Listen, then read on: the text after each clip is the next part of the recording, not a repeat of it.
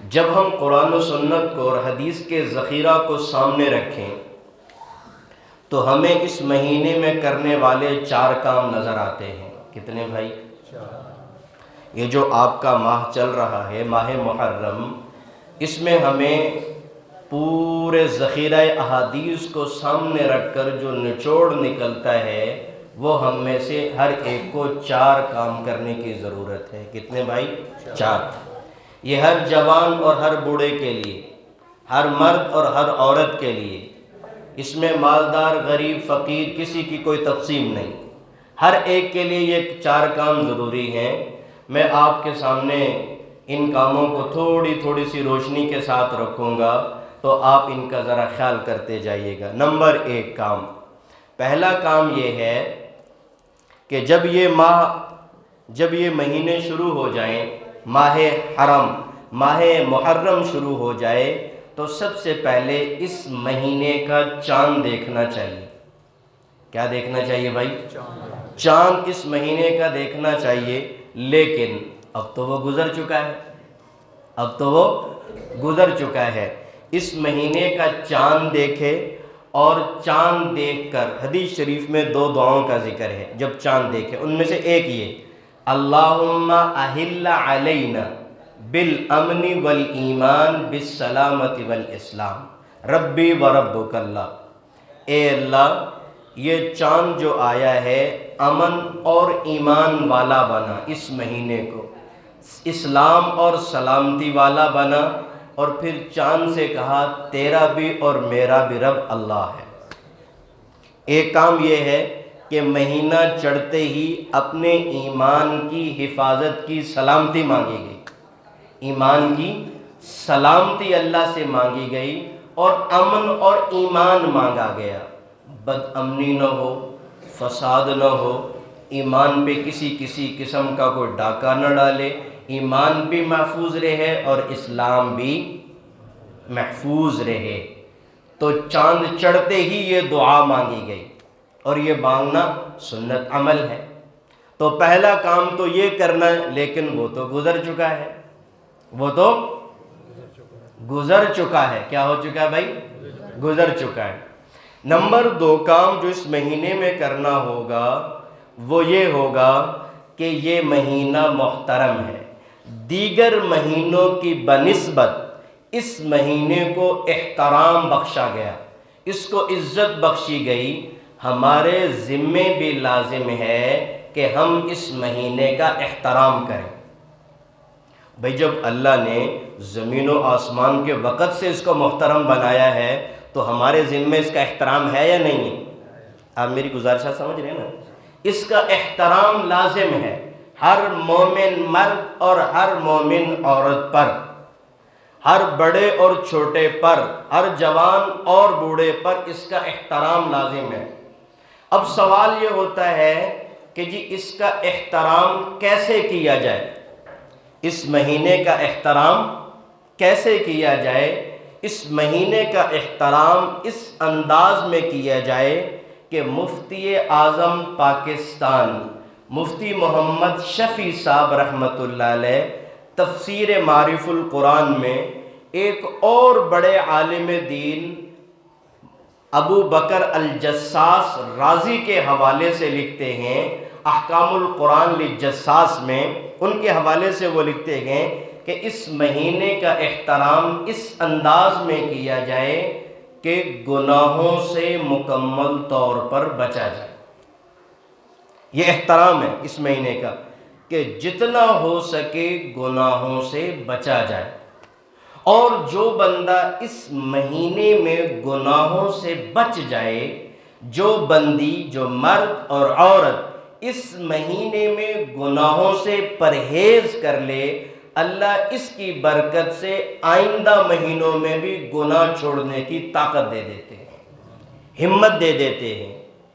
تو اول قدم یہ اٹھائیں اس مہینے کا احترام میں گناہ کوئی نہ کیا جائے، نہ دل و دماغ سے گناہ ہو، نہ کھانے پینے کا گناہ ہو، نہ جسم سے، نہ اعضاء سے گناہ ہو۔ سمجھ رہے میری بات؟ نمبر 2، اسی کا دوسرا حصہ، زیادہ سے زیادہ عبادات کی جائے، زیادہ سے زیادہ نیکیوں کی طرف رغبت کی جائے۔ جو جتنا زیادہ اعمال کرے گا اس مہینے میں، ان اعمال صالحہ کی برکت سے اللہ تعالیٰ باقی مہینوں میں بھی نیکی کی توفیق عطا فرما دیں گے۔ اس مہینے کا احترام کیا تو اللہ نے بھی آپ کے عمل کا احترام کیا، ادھر سے گناہوں سے بچنے کی ہمت اور ادھر نیکی زیادہ کرنے کی توفیق دے دی۔ بھائی گناہ قرآن کہتا ہے ضرور ظاہر الاسمی و باطنا، ظاہری گناہ بھی چھوڑ دو اور باطنی گناہ بھی چھوڑ دو۔ جسم کے اندر والے گناہوں سے بھی پاک کرو اپنی روح کو، اور جسم کو بھی پاک کرو۔ دو قسم کے گناہ دونوں چھوڑنے ہوں گے۔ بھائی گناہ ہو جانا بڑی بات نہیں، گناہ پہ ڈٹے رہنا یہ گناہ سے بڑا گناہ ہے۔ گناہ ہو جائے، قرآن کہہ رہا ہے الا من تاب وآمن وعمل صالحا فاولئک یبدل اللہ سیئاتہم حسنات۔ ایمان لے آؤ، نیک اعمال شروع کرو، گناہوں سے توبہ کرو، ہم تمہاری برائیوں کو بھی نیکیوں سے بدل دیں گے۔ یا ایھا الذین، دوسری جگہ قرآن کہتا ہے یا ایھا الذین آمنو، اے ایمان والو، جتنے بیٹھے کلمے والے نا بھائی، اے ایمان والو، توبو الی اللہ توبۃ نصوحا، پکی توبہ کیا کرو، پکی توبہ کیا کرو۔ جب بندہ توبہ کرتا ہے وہ گناہوں سے پاک ہو جاتا ہے، ایسے کیوم ولدت ام، بعض تو ایسے پاک ہو جاتے ہیں جیسے آج ہی ماں کے پیٹ سے جنم لیا ہو۔ بھائی علماء نے لکھا ہے گناہ ہو جائے جب تک توبہ نہ کر لو، کھانا کا ایک لقمہ منہ کی طرف نہ لے کے جاؤ۔ اللہ دے رہے اور ابھی آپ نے توبہ نہیں کی، پانی کا گھونٹ نہیں پیو، گناہ کے بعد فوراً توبہ کرو، جب تک توبہ نہ ہو جائے پانی کا گھونٹ بھی نہیں اترنا چاہیے۔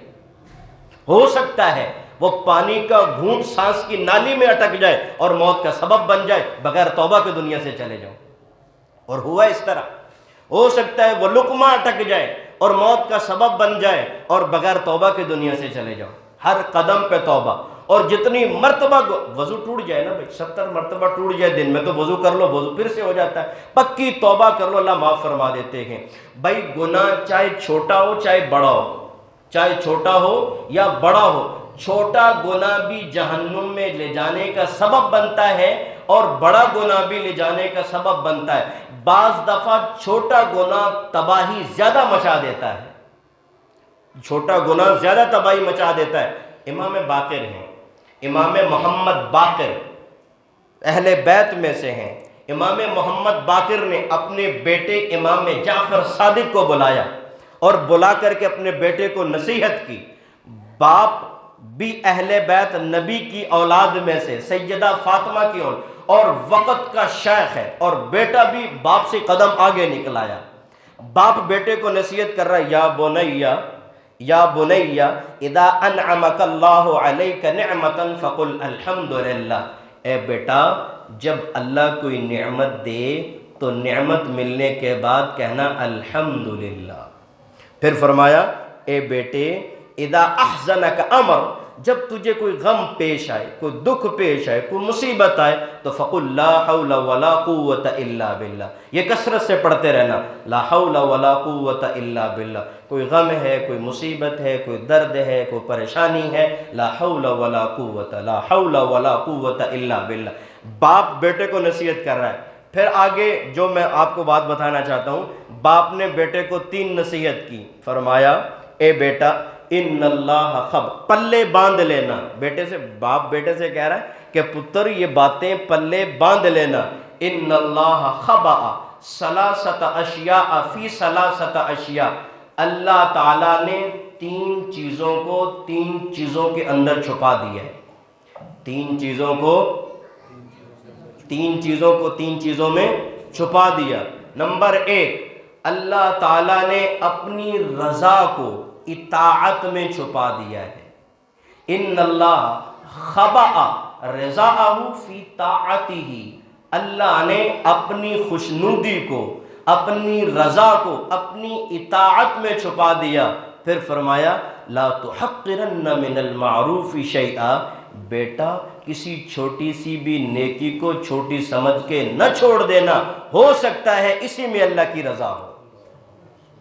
آپ سمجھے میری بات؟ لیکن ایسے ڈھیلے ڈھیلے سے سمجھیں، آپ سمجھیں بھائی میری بات؟ اور میں 3 چیزوں کو اللہ نے چھپا دیا ہے، 3 چیزوں کے اندر نمبر 1 نصیحت بیٹے سے فرمایا اللہ نے اپنی رضا کو، بھائی یہ جتنے لوگ ہیں پوری کائنات اللہ کی رضا مانگتے ہیں نا، اللہ خوش ہو گیا تو بھی پیچھے رہا ہی کچھ نہیں، اللہ راضی ہو جائے تو سب کچھ مل گیا نا۔ اللہ نے اپنی رضا اپنی اطاعت میں چھپا دی ہے، اور پھر فرمایا لا تحقرن، چھوٹی سی نیکی، آپ کہہ رہے ہیں چھوٹی سی نیکی کرنے کی ضرورت نہیں ہے، ہو سکتا ہے اسی میں اللہ کی رضا ہو سکتا ہے اسی میں اللہ کی رضا ہو۔ نمبر 2 فرمایا اللہ نے اپنی ناراضگی کو معصیت اور گناہ میں چھپا دیا ہے۔ ہو سکتا ہے کہ چھوٹا سا گناہ آپ کر رہے ہیں اور اسی سے اللہ ناراض ہو جائے اور وہی پکڑ اور بربادی کا سبب بن جائے۔ اس لیے فرمایا کہ کسی بھی گناہ کو چھوٹا سمجھ کے نہ کرنا کہ یہ چھوٹا گناہ ہے۔ نمبر 3 فرمایا بیٹا اللہ تعالیٰ نے اپنے اولیاء کو، اپنے محبوب بندوں کو مخلوق میں چھپا دیا ہے۔ کسی کو اللہ چھپا بھی دیتے ہیں، چھاپ دیتے ہیں یہ ولی ہے، اور اکثر کو چھپا دیتے ہیں۔ اس کی عبادت، اس کا رونا دھونا، اس کا قلبی تعلق اللہ کے ساتھ، اس کی جو دل کی تاریں اللہ سے ہٹائے، اللہ نے اپنے ساتھ جوڑی نسبت، اللہ اس کو چھپا دیتے ہیں۔ فرمایا کہ لا تحقرن من الخلق، مخلوق میں کسی کو برا نہ سمجھنا، مخلوق میں کسی کو کم تر نہ سمجھنا، ذلیل نہ سمجھنا، اے ذلیل ہے، یہ بدبخت ہے، یہ ایسا وہ ایسا۔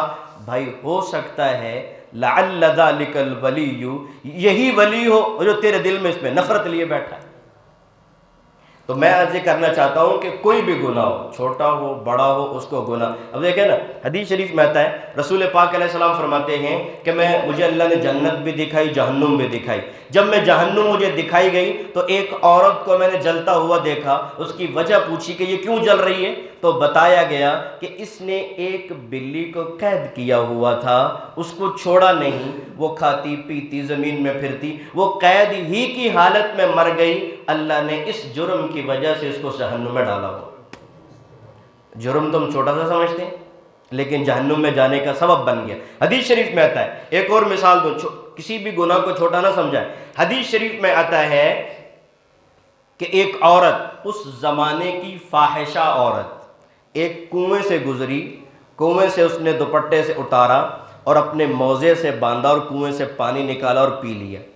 حدیث شریف میں آتا ہے عورت نے پانی پی لیا، پی کے چلی تو اس نے دیکھا کہ کتا گیلی مٹی چاٹ رہا ہے، ایک کتا گیلی مٹی چاٹ رہا ہے۔ وہ عورت کہنے لگی قد اصابہ ما اصابنی، ارے جیسے مجھے پیاس لگی تھی ایسے اس کو بھی لگی۔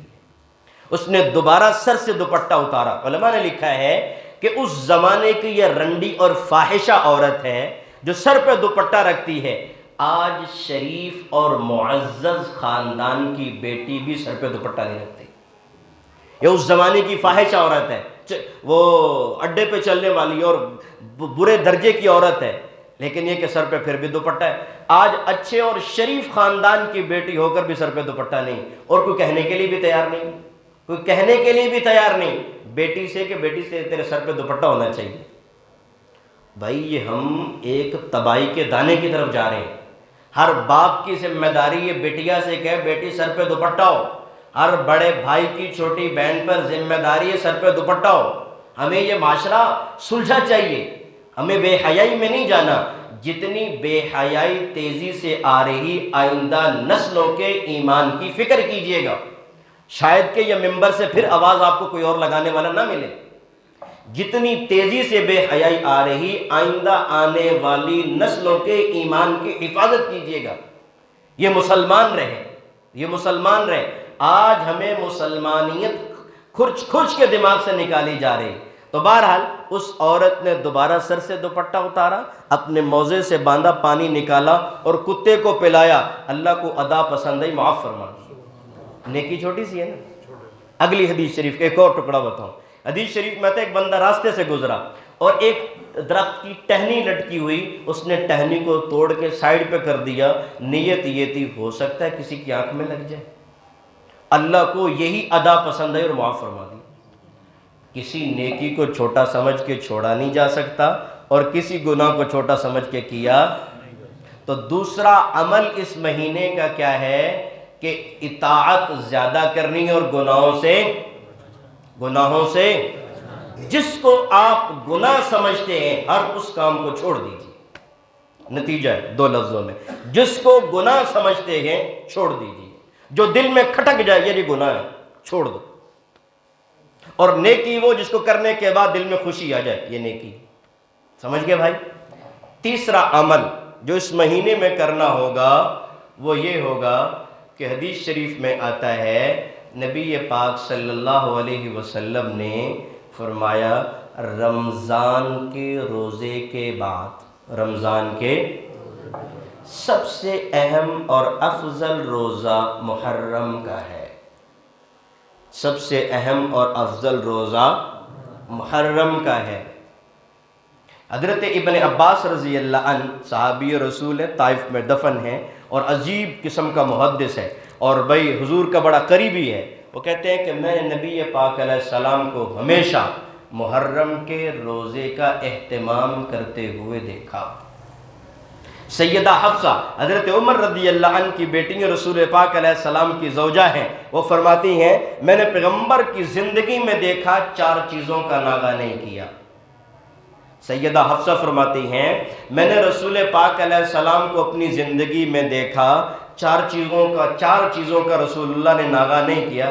نمبر 1 10ویں محرم کے روزے کا، نمبر 2 ذی الحجہ کے پہلے 10 دنوں کے روزے کا، نمبر 3 ہر مہینے 13، 14 اور 15 کے روزے کا، اور نمبر 4 فجر سے پہلے 2 رکعت کا۔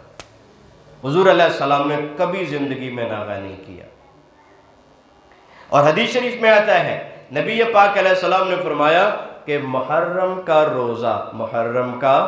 روزہ 1 دن کا روزہ 1 سال کے گناہوں کا کفارہ بن جاتا ہے، 1 سال کے صغیرہ گناہوں کا کفارہ بن جاتا ہے۔ اگلی حدیث شریف میں آتا ہے جب محرم آیا حضور پاک نے روزہ رکھا۔ کس نے بھائی؟ رسول اللہ نے مدینہ شریف میں روزہ رکھا اور صحابہ سے فرمایا تم بھی رکھو۔ صحابہ نے عرض کی یا رسول اللہ صلی اللہ تعالیٰ علیہ وسلم یہ جو 10واں محرم ہے اس کی تعظیم یہود بھی کرتے ہیں، تعظمہ الیہود والنصارى، اللہ کے نبی اس مہینے کی عظمت کے، اس دن کی عظمت کے قائل یہودی بھی ہیں، وہ بھی اس دن کی تعظیم کرتے ہیں، نصارہ بھی کرتے ہیں اور ہم بھی کر رہے ہیں۔ اللہ کے نبی یہ تو یہود کے ساتھ مشابہت ہو گئی، یہ تو یہود کے ساتھ مشابہت ہو گئی، خالف الیہود والنصارى، حدیث پیغمبر ہے، میرے پیغمبر نے فرمایا یہود اور عیسائیوں کی مشابہت نہ کرنا۔ من تشبہ بقوم فہو منہم، جو جس قوم کی بود و باش کو، رہن سہن کو، اٹھنے بیٹھنے کو اپناتا ہے اس کا حشر اسی کے ساتھ ہوگا۔ صحابہ نے کہا اللہ کے نبی یہ تو یہود کے ساتھ مشابہت ہے، میرے پیغمبر نے فرمایا ہاں آئندہ سال رہا تو اس کے ساتھ 9ویں محرم کا بھی روزہ رکھوں گا تاکہ یہود کی مخالفت ہو جائے۔ بات سمجھ رہے ہیں میری؟ بات سمجھ رہے ہیں؟ اگر زندہ رہا، عمر نے وفا کی تو آئندہ 9ویں محرم کا روزہ بھی ساتھ میں اس کے ملا لوں گا، لیکن ہوا یوں کہ وہ محرم آنے سے پہلے ہی رسول اللہ دنیا سے پردہ فرما گئے، رسول اللہ دنیا سے پردہ فرما گئے، دنیا سے رحلت فرما گئے۔ اور فقہاء اسلام نے لکھا ہے اکیلے 10ویں محرم کا روزہ نہ رکھے یہود کی مشابہت کی وجہ سے، اس کے ساتھ 9ویں کو ساتھ ملا لو 10 کے ساتھ، یا 10 کے ساتھ 11ویں کو ملا لو تاکہ یہود کی مخالفت رہے۔ محترم بھائیو، ایک بات یہاں کہنا چاہوں گا، میرے پیغمبر علیہ السلام نے اور صحابہ نے دینی معاملات میں بھی یہود اور عیسائیوں کی مخالفت کو ضروری سمجھا ہے۔ وہ اگرچہ نیک کام تھا اس میں بھی مخالفت ضروری سمجھی، باقی دیگر معاملات میں مخالفت کتنی ضروری ہے کہ نہیں ضروری بھائی؟ لیکن ہم نے سر سے لے کر پیر تک شکل یہود والی، عیسائیوں والی، ہم نے ٹی شرٹیں پہنی ہے نا ہمارے بچوں نے تو صلیب کا نشان لگا ہوا ہے، سلیب کا نشان بنو، میں پرواہ کوئی نہیں ہوتی۔ ہاتھوں میں ہمارے بچوں نے کڑے پہنے ہوئے ہیں تاکہ بھئی ہم سکھوں کی ایک عکاسی کریں، ہاتھوں کے اندر سرخ دھاگا باندھا ہوا ہے تاکہ پتہ چلے ہم ہندوؤں کے قبیلے سے ہیں۔ بھئی مسلمانوں، ہندو، یہ ہندوؤں کا شعار ہے، ہاتھ میں دھاگے باندھنا۔ آج مسلمان نوجوان باندھے پھر رہے ہیں، ہاتھ میں کڑا پہننا سکھوں کا شعار ہے، آج لیے پھر رہے ہیں۔ اور داڑھی کو پتہ نہیں کیا کچھ رنگ ڈھنگ دے دینا عجیب عجیب قسم کے، بھئی یہ یہودیوں کی سازش ہے۔ آج مسلمان امت فخر سے کر رہی۔ وہ دینی معاملات میں مخالفت ضروری سمجھتے تھے، ہم دنیا میں بھی مخالفت نہیں سمجھ رہے۔ ہمارا کھانا پینا اٹھنا بیٹھنا بود و باش شادی نکاح بیاہ اور ہمارا لباس بھی غیروں والا ہے، بتاؤ پھر محمدی کہاں سے نظر آتے؟ بھئی شفاعت ایسے نہیں ملے گی نوجوان بھائیوں، ایسے نہیں ملے گی۔ مکمل طور پر میرے پیغمبر نے فرمایا خالف الیہود والنصارى، یہودیوں کی اور عیسائیوں کی مشابہت مت کرنا۔ من تشبہ بقوم فہو منہم، جو جس قوم کے ساتھ اپنی شکل صورت مشابہت اور رہن سہن کر کے آئے گا، بروز حشر انہی کے ساتھ حشر کیا جائے گا، انہی کے ساتھ۔ اللہ نہ کرے، اللہ نہ کرے بھائی، اللہ نہ کرے اگر ہمیں یہودیوں کے ساتھ کھڑا کیا گیا، شرمندگی کی حد رہے گی۔ عیسائیوں کے ساتھ کھڑا کر دی گیا، شرمندگی کی حد رہے گی۔